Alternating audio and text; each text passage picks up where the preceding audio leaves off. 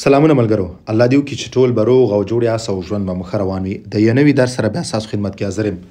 ملګرو، لکه څرنګه چې تاسو ته ما په تېرو شویو ویډیوګانو کې دا یادونه کړې وه چې تاسو کوشش وکړئ بنیادي ګرامر زده کړئ، بنیادي جملې ساخت زده کړئ، جمله سازي زده کړئ، تر څو تاسو وکولی شئ چې جمله جوړه کړئ. هیڅ یو ژبه هم تاسو بغیر د ګرامر نه، بغیر د جملې د بنیادي ساخت زده کول نه تاسو نشئ زده کولی. هیڅ وخت کې ژبه په دې نه زده کېږي چې زه تاسو ته یو څو جملې په فرانسوي کې ولیکم او بیا ورته پښتو کې ترجمه ولیکم او هغه تاسو زده کړئ. دا نه یوه جمله ده، نه دوه دي، نه درې دي، نه څلور دي، دا ډېرې زیاتې دي. کوشش تاسو وکړئ چې ګرامر زده کړئ. د فرانسوي ګرامر ډېر زیات اسانه دی. تاسو د جملې ساخت زده کړئ، دا ډېر اسانه دی. نن چې کوم زما درس دی دا هم د جملې د یو حصې په اړه باندې دی، د جملې ساخت چې کوم اولنۍ حصه د هغې په اړه باندې دی. ډېر مهم او ډېر اسانه درس دی. نننی چې کوم زموږ درس دی هغه دی les pronoms sujets، یعنې دا په ضمیرونو باندې دی. فرانسوي کې موږ سره کوم ضمیرونه دي په جمله کې موږ ته استفاده کوو یا کوم فاعلونه دي. ضمیر اول څه ته ویل کېږي؟ ضمیر هغه لفظ یا هغه لفظ ته ویل کېږي چې کوم موږ د اسم یا د نوم په ځای استعمالوو. مطلب موږ وایو احمد، بیا موږ وایو هغه. احمد په ځای موږ هغه، احمد یو هلک دی، هغه مکتب ته ځي. هغه ګوره موږ دلته د احمد په ځای استعمال کړو، دې ته ضمیر ویل کېږي. بل سوژه یا مطلب فاعل څه ته ویل کېږي؟ څوک چې کار کوي، جمله کې کار کول والا. مثال احمد یو کتاب واخیستو، دا کتاب اخیستل یو کار دی. دا چا وکړو؟ احمد وکړو. احمد د کار کوونکی دی، فاعل دی. نو نن موږ په دغه فاعل باندې خبره کوو، دغه ضمیرونو باندې خبره کوو چې په جمله کې اولنۍ دا راځي. دا مهمه اولنۍ حصه ده د جمله. هر کله چې تاسو جمله جوړوئ تاسو به د دغه ضمیر نه شروعات کوئ او دغه ضمیرونه چې کوم دي نه به استفاده کوئ. نو موږ سره کوم ضمیرونه دي فرانسوي ژبه کې؟ راځئ چې درس شروع کړو. ټول اول موږ سره دی ژ. ژ ویل کېږي مطلب زه. انګلیسي کې موږ وایو آیو. آی مطلب je suis étudiant، زه یو متعلم یم. je suis ژ چې کوم دی دا آی زه ته ویل کېږي. صحیح دی. بل موږ سره دویم دی تو یا چو هم تلفظ کېږي. تو ویل کېږي ته. یو چې موږ انګلیسي کې وایو. کله چې دا یو غیر رسمي دی، بل دا دی چې دا کله موږ سره یو کس مخامخي بیا دې نه موږ استفاده کوو، یا زموږ ملګري د کورنۍ غړي، نو چې کله موږ سره مخامخي بیا موږ تو یا چو نه استفاده کوو. دا غیر رسمي دی. رسمي ځایونو کې دې نه استفاده مه کوئ. بل موږ سره دی ایل. ایل ویل کېږي هغه، مذکر چې کله وي، سړی یا هلکي. انګلیسي کې موږ وایو هی. صحیح دی. بل موږ سره ال. ال مطلب هغه مؤنث ښځې یا نجلۍ دپاره استفاده کېږي. انګلیسي کې شي دی موږ سره دې دپاره. بل موږ سره دی اون. اون ویل کېږي موږ. دا هم غیر رسمي دی. انګلیسي کې وایو وی، موږ. موږ چې موږ ډېر کسان یو، موږ هلته تللي وو، موږ دا کار کړی و. صحیح دی. نو دا غیر رسمي دی. دی رسمي بیا لاندې راځي ورته زه وایم. بل موږ سره دی وو. وو چې کوم دی تاسو. مطلب کله چې موږ ته د یو نه ډېر کسان مخامخي موږ ورسره خبره کوو، درې څلور، بیا وو نه استفاده کوو. بل دا رسمي دی چې کله موږ اداراتو کې یو چا سره خبره کوو که هغه یو کس هم وي، نو بیا موږ وو نه استفاده کوو. رسمي دی. دا رسمي ځایونه کې کله چې تاسو څوک نه پیژنئ، یو اداراتو ته ځئ، تاسو وو نه استفاده کوئ.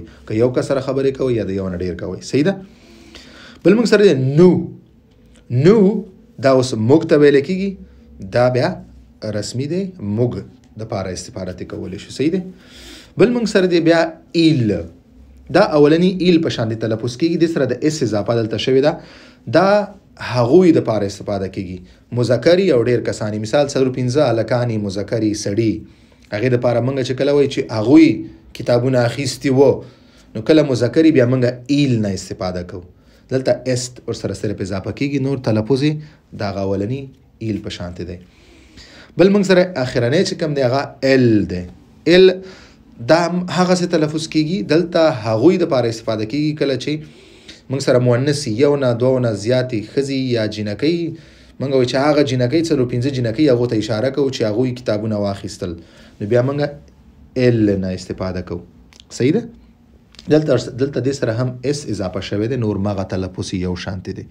یا دوه مثاله ما تاسو سره راوړي. ګوره جمله کې موږ ټول اول پرونوم استفاده کوو. سوژې څوک چې کار کوي، هغه ټول اولنۍ حصه د جملې څه ده؟ موږ پرونوم نه استفاده کوو. دغه چې کوم درته ما ویلي دی نه ټول نه اول موږ استفاده کوو. دا اولنۍ حصه ده. یا دوه مثاله ما راوړي.